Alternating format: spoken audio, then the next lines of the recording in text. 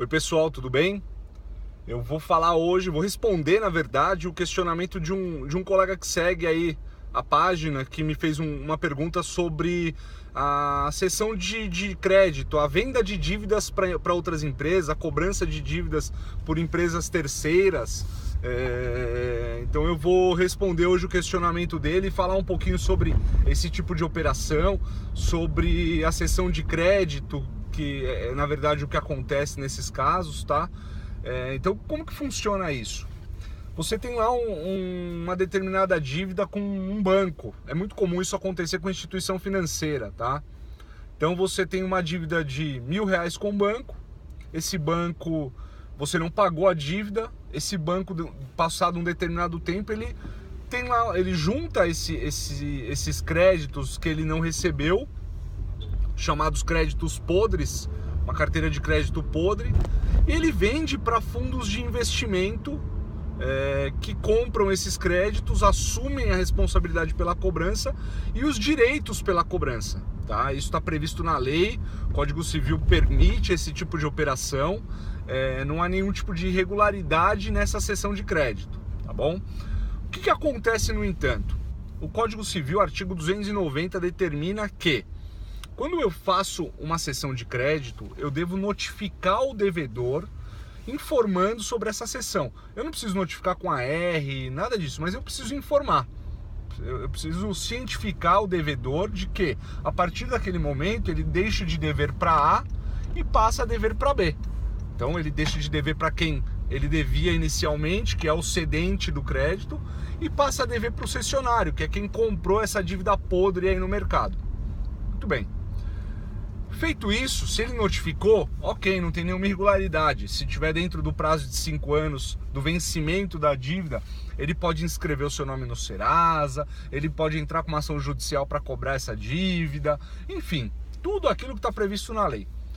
Na prática, porém, isso não acontece dessa forma. Os fundos de investimento que compram esses créditos, eles simplesmente compram a carteira, não analisam se esse crédito tem uma origem saudável, porque muitas vezes o crédito não foi pago porque a dívida não foi contraída, né? Isso acontecia pelo menos muito com empresa de telefonia aqui de São Paulo, que era a Telefônica na época e hoje é a Vivo. Eles vendiam para um fundo de investimento chamado Atlântico, e esse fundo de investimento simplesmente negativava, incluía o nome de todo mundo no Serasa, no SPC. Isso ainda acontece com outras empresas, tá? Tem financeira de supermercado que faz isso, bancos, é muito comum isso. Então a gente tem lá fundos de investimento como, por exemplo, Atlântico, Ativos, Recovery, Renova, FDC, enfim, diversos fundos que a operação desses fundos é comprar créditos podres no mercado, tá?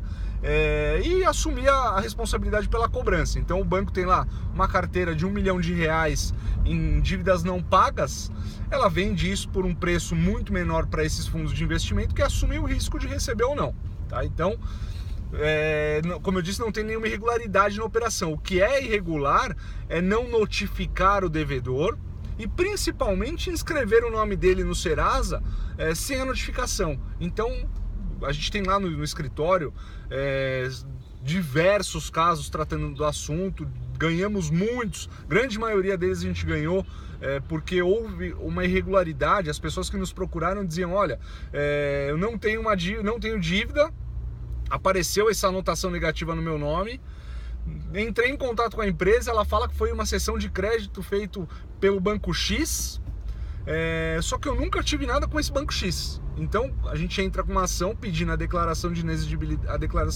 inexigibilidade do débito, que é para declarar que a dívida não existe, tá? E também uma indenização por dano moral, porque, como eu disse para vocês anteriormente em outra gravação, o fato de inscrever o nome no Serasa, se a dívida é inexistente, ele por si só já caracteriza o dano moral. Isso está previsto, inclusive, numa súmula do STJ, tá? Então, eu não preciso comprovar que eu fiquei abalado emocionalmente, que eu passei vergonha, nada disso. A presunção do dano moral, ela é clara, tá prevista na súmula, como eu disse. O simples fato de inscrever o nome no Serasa de maneira irregular, ele caracteriza o dano moral. Se você tiver outras dívidas aí, Inês é morta, não tem o que fazer. tá bom?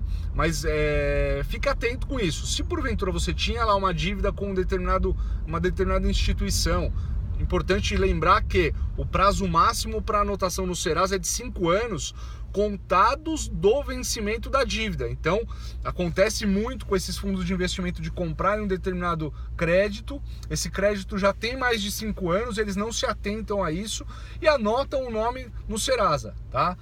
Então, se isso acontecer, ainda que seja devido, né, que aquela dívida seja exigível, eles podem cobrar, mas não podem inserir no Serasa. Se inseriram no Serasa com prazo superior a 5 anos, você pode entrar com uma ação também e pedir indenização por dano moral, além da declaração de inexigibilidade do débito, tá bom? Então fica atento com isso. Se tiver qualquer dívida vencida, inscrição no Serasa por uma empresa que você não conhece, verifique se é um fundo de investimento, se é algo do gênero, tá? Alguma empresa de cobrança que comprou essa dívida e assumiu a carteira, mas não cumpriu com as exigências da lei. Busque seus direitos, tá? Entre em contato com o advogado, procure o juizado especial se o valor da causa for de até 20 salários mínimos. Esse valor tem que contemplar tanto o valor da dívida quanto o valor da indenização por dano moral. A soma deles, se não ultrapassar 20 salários mínimos, você não precisa de um advogado. Então, fique atento com isso, busque seus direitos, tá bom? E qualquer dúvida eu estou à disposição. Grande abraço!